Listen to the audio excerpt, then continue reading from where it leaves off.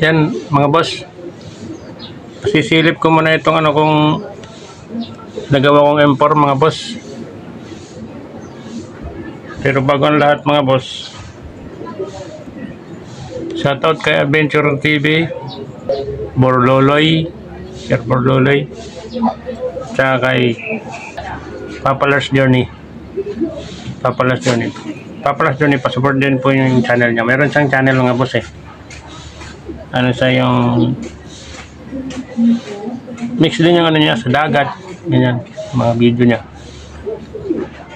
Sa yung ano ko eh, sponsor ko sa materials mga boss. Pa-support nyo lang po yung channel niya. Ano kasi yun siya eh, sa mga dagat, bangka na malalaki. Tourist guide kasi yun sa mga boss. Di pa tapos mga boss, yung M4 carbon ko mga boss. Ano siya, konti na lang, ito na lang bat. Saka itong butin mga boss. Wala akong scope mga boss. Ginawa ko muna siya ng ano, ng DIY near site. Kasi mahaba yung front sight niya. Yan. Ito siya mga boss. Kunti na lang mga boss. Medyo mabusisi kasi talaga siya gawin. Yan. Siya mga boss, ito. Yan. M4 carbon type. Yan. Hindi pa ito nakapix mga boss, hindi pa oh. Yan. Kaya gumagalaw pa yan. Meron to dito ano, kasi dito lalagyan pa ito ng hawakan dito. Ito, hindi pa rin ito nakapix sa ano, naka-screw to dito eh. Kaya gumagalaw pa siya. Wala pang screw yan. Kasi ito may hawakan to dito mga boss, lalagyan ko pa dito ng hawakan. Yan. Front side.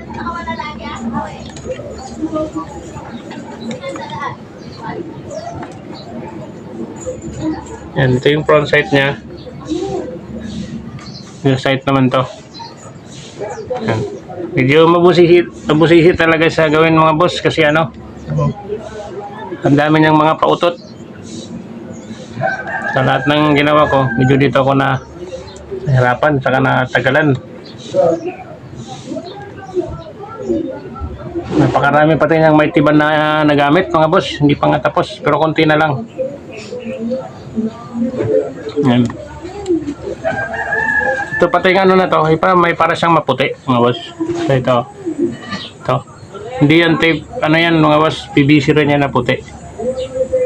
PVC. Bali 3 putol to eh. Ito natatanggal to mga boss. Ito.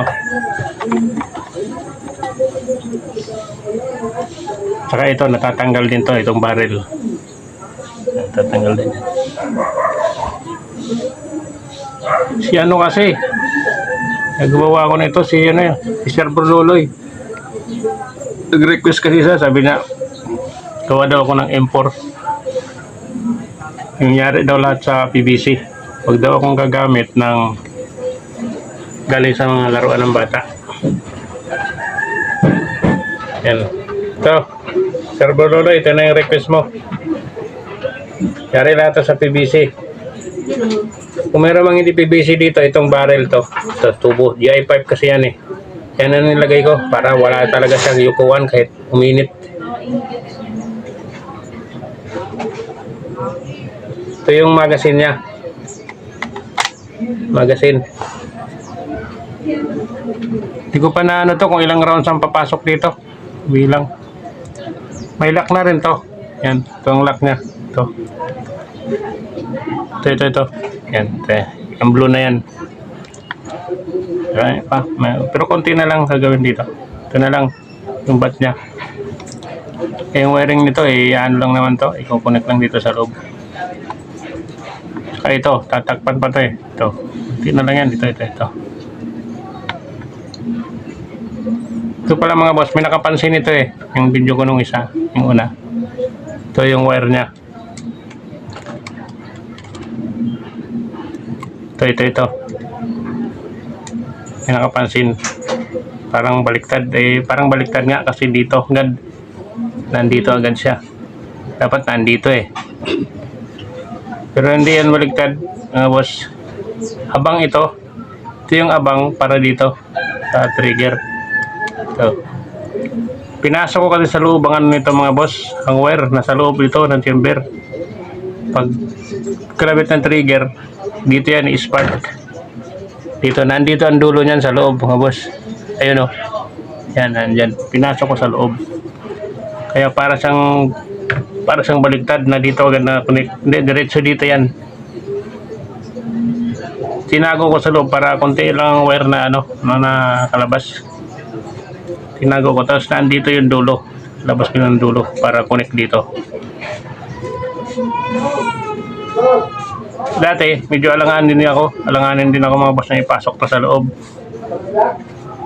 Pero, matagal na akong gawa ng ganitong style eh. Tinatago ko sa loob yung wire. Dati, nag-aalanganin din ako kasi baka masunog, baka maepektuhan, mag-grounded. Hindi naman mga boss. Hindi. Yung ang isang laruan ko eh. May wire yun na solid wire. Wala akong wire. Kinuha ko yun. Nasa loob din ang wire nun. Ginamit ko. Kinabit ko sa isang laruan. Okay pa naman siya. Buo pa naman. Kahit di rin siya nasunog. Hindi rin siya nag-ground eh. Hindi rin siya pumapalya.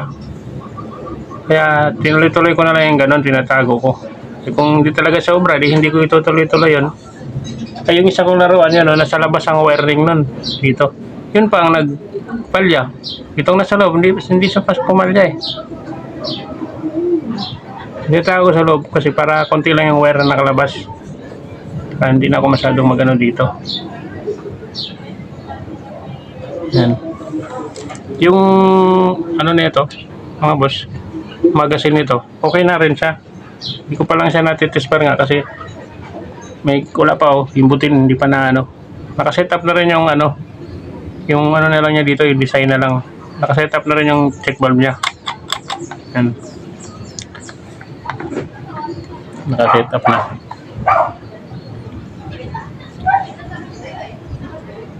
Ito, nasa timing na rin ang subo niya ng bala. Nasa timing na. Tinesting ko naman to eh. At itesting naman to kung maganda ang subo niya. Kahit hindi mo siya papuputukin. Titesting naman na. Hindi naman siya na nag-ano na. Nung una, talagang nag-i-stack siya. Kasi nahuli pa nga lang. Ito first time. Okay. Kaya pala hindi siya pumapasok. Nakaharang yung tubo. Ito, nakaharang yung barrel. Kaya hindi pumapasok sa loob. Kaya umi-stack. Yung pasok ng bala. Dapat yung bala ay yung tubo medyo may alawan siya ng kaunti, may clearance siya ng kaunti para pag sungkit hindi haharang yung tubo, pasok siya doon sa bunganga, hindi siya haharang doon sa pinakabutas ng ito, yung butas nito, yung butas ng panungkit. Kailangan may alawan siyang ganon para pag sungkit papasok siya doon sa butas ng receiver. Tuloy-tuloy sa loob. Kailangan may allowance siya. Pag pinantay mo ng ganyan, hindi makakapasok kasi natakpan yung butas ng tubo.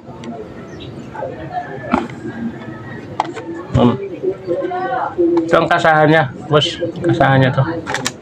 Yan. Meron na rin yung ano, meron na rin spring yan sa loob yung receiver. Yung dito na lang. Yung dito, yung paghila mo ng ganon, yung lalabas dito para tumulak sa butin. Ayan mga boss, maraming salamat sa inyo mga boss. Si ano kasi, si Server Loloy eh, pinagawa ko ng ganito eh, import type daw ang gusto niya. Yan sir, ito na yung request mo, malapit na matapos, kunting-kunti na lang. May nakakursada na agad ganito yung kuya ko eh, kuya ko sa Laguna. Masandahan niya agad. Di pa nga tapos.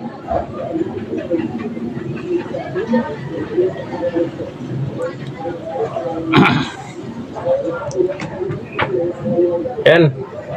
Maraming salamat sa inyo mga boss. Salamat sa panonood. Ito, itong dulo ng front sight, lalagyan ko pa ng maliit yan dyan. Dito, yung maliit lang. Yung nakausli dito sa dulo. Para dito sa ginawa kong DIY na ano rin na near sight kasi wala akong ano eh, scope. May scope ako dyan mahaba. Hindi naman pwede dito yung mahaba mga boss. Pwede rin kaso lang parang di sa bagay. I-scoop kasi itong M4, maliit lang. Iksi. Wala pa ako nun. Ay, mahirap lang kung di ko lagyan ng ano, ng nersito. Hindi tayo tatama. Yung haba nitong nasa dulo. Yan. Ito, hindi pa ito nakapix yan, no? Yung gumagalaw-galaw siya, di ba? Kunti pa lang yung ano niya, eh. Yung tape, kinulang ko sa tape. Tapos, may alalay na, ano yan, screw. 3 putol kasi ito, eh. 3. Pero plano ko nito, parang 2 putol na lang. Barrel at saka ito, pati itong bat. Ito, ipipix ko. Ipipix ko lang ito para ano. Ito, para, ito na, nakabahan ako, eh. Kasi, malapit pa naman sa mukha. Baka bigla siyang ano, eh. Pag backfire. Pwede namang hindi siya i-fix to. Lagyan lang ng screw. Eh, iba na yung nakakasiguro. Eh, pag ano lang yan, 2 putol na lang yan. 2 putol. Pag tinanggal mo to, 2 putol na lang yan. Yan, parang ganyan, 2. 2 putol. Eh, 3 sana talaga to, eh. Eh, gusto kong i-fix to, eh. Ano. Yan. Ayan mga boss. Maraming salamat sa inyo. Salamat sa panonood. Kunti na lang to mga boss. Ay, yung buti naman, tinignan ko na yung wiring nito, eh. Malakas ang spark niya, eh.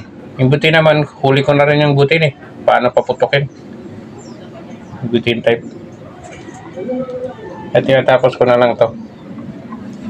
Yan, maraming salamat sa inyo mga boss. At ingat kayong lahat. At shout out sa yun nga, kay Papa Lost Journey, sponsor ko. Kaya nagawa ko to, binila niya ako ng ano, tools. Mahirap kasi pag puro mano-mano lang ganito gagawin mo M4. Yun yung ano ko, sponsor ko. Si Papa Lost Journey. Papa Lost Journey, salamat sa iyo. Bye-bye at ingat tayong lahat mga boss.